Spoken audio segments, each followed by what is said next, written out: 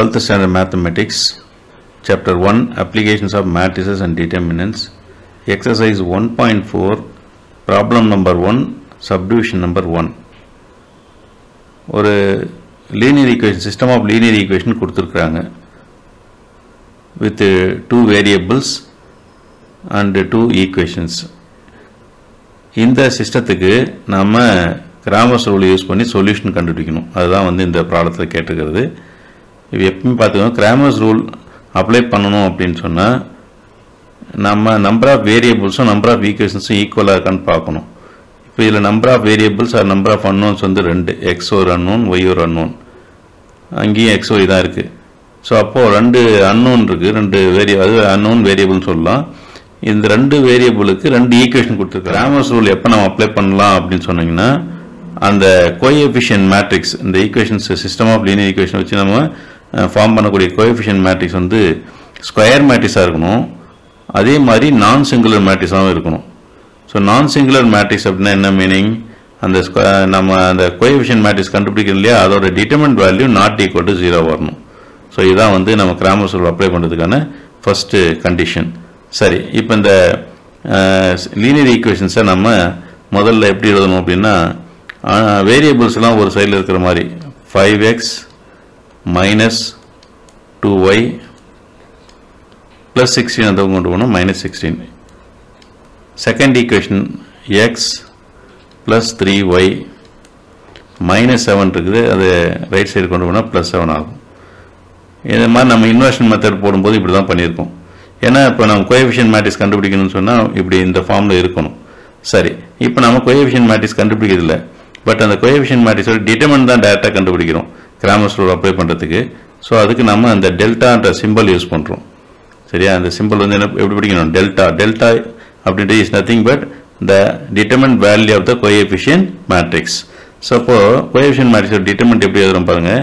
முதல்ல first equation xyயோட coefficient 5 minus 2.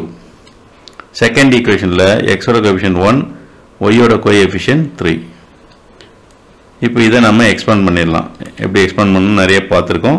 Determinant value expand பண்ணுறது 2/2 மைனருக்கு எக்ஸ்பேண்ட் பண்ணுறது தான். 5 × 3 15, 1 × -2 சப்ட்ராக்ட் பண்ணும்போது அது +2 ஆகும்.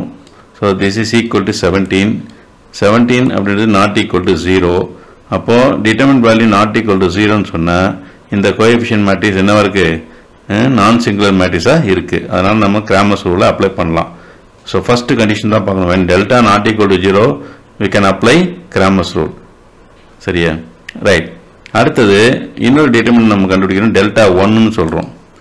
இந்த டெல்டா 1 அப்படின்ற டிட்டர்மினன்ட் எப்படி கிடைக்கும் அப்படின்னா, இந்த 5-1 அப்படின்னு கூடிய இந்த ஃபர்ஸ்ட் காலம் எலமெண்ட் இருக்கிற டெல்டாவில் அந்த 5-1ன்ற ஃபர்ஸ்ட் காலத்தை எடுத்துட்டு அதுக்கு பதிலாக அந்த கான்ஸ்டன்ட் டேர்ம் எழுதணும். சரியா, we are replacing 5-1 with the constant terms. So அப்போ -16 7 என்ன பண்ணிருக்குன்னா 5-1 எடுத்தாச்சு. ஸோ செகண்ட் காலம் அப்படியே இருக்கணும், -2 3. இப்படி ஃபார்ம் பண்ணுறதுக்கு பேர் டெல்டா 1ன்னு சொல்லுவோம். ஸோ டெல்டா 1 இதை எக்ஸ்பேண்ட் பண்ணால் -16 × 3 -48, 7 × -2 -14 சப்ட்ராக்ட் பண்ணும்போது +14 ஆகும். So this is equal to -34. சரியா, again we form another determinant delta 2. இந்த delta 2 எப்படி கிடைக்கும் அப்படின்னா, ஃபர்ஸ்ட் காலம் அப்படியே வச்சுப்போம், அதாவது எக்ஸோட கோஎஃபிஷியன்ட். இந்த ஒய்யோட கோஎஃபிஷியன்ஸ் இருக்கு இல்லையா, செகண்ட் காலம், அதை இந்த கான்ஸ்டன்ட் டேர்மை வச்சு ரீப்ளேஸ் பண்ணலாம். ஸோ அப்போ -16 7 இதை நம்ம எக்ஸ்பேண்ட் பண்ண 5 × 7 35, 1 × -16 சப்ட்ராக்ட் பண்ணும்போது +16 ஆகும். ஸோ இதோட வேல்யூ இங்கே கூட போட்டுக்கோங்க, 51.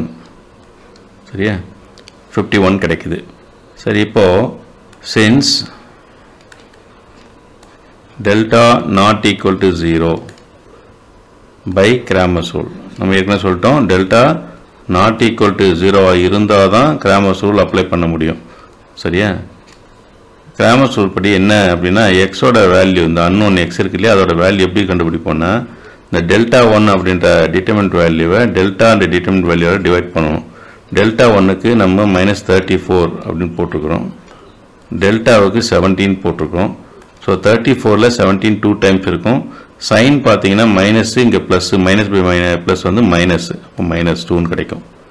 சரி, y equal to delta 2 by delta, இன்னொரு டிட்டர்மினன்ட் இருக்கு இல்லையா, அது டெல்டா 2க்கு வேல்யூ 51ன்னு கண்டுபிடிச்சிருக்கிறோம். ஸோ 51 பை 17, 51ல் 17 3 டைம்ஸ் இருக்கும். அவ்வளோதான். இதான் வந்து சொல்யூஷன், எக்ஸோட வேல்யூ ஒய்யோட வேல்யூ. இந்த வேல்யூ தான் வந்து இந்த சிஸ்டம் ஆஃப் லீனியர் ஈக்குவேஷன் ரெண்டு ஈக்குவேஷனையும் சாட்டிஸ்ஃபை பண்ணக்கூடிய எக்ஸ் ஒய்யோட வேல்யூஸ். ஸோ இதுதான் வந்து அந்த சிஸ்டத்துக்கு சொல்யூஷன். தேர்ஃபோர் the solution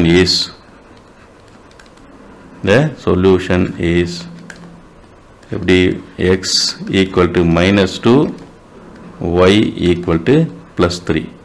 இதை நீங்கள் நம்ம கண்டுபிடிச்ச சொல்யூஷன் சரியான்றது என்ன பண்ணிக்கலாம், செக் பண்ணி பார்த்துக்கலாம். இந்த செகண்ட் ஈக்குவேஷனில் போட்டிங்கன்னா எக்ஸுக்கு -2, ஒய்க்கு வந்து 9, -2 + 9 வந்து 7 கிடைக்கும். ஃபர்ஸ்ட் ஈக்குவேஷனில் சப்ஸ்டியூட் பண்ணும்போது -10 -6 -16 கிடைக்குது. ஸோ இந்த சொல்யூஷன் செட் வந்து ரெண்டு ஈக்குவேஷனையும் சாட்டிஸ்ஃபை பண்ணுது. சரியா, இதான் வந்து நம்ம இப்படி கண்டுபிடிக்க போகிற கிராமர் ரூலை பயன்படுத்தி சொல்யூஷன் கண்டுபிடிக்கிற மெத்தட்.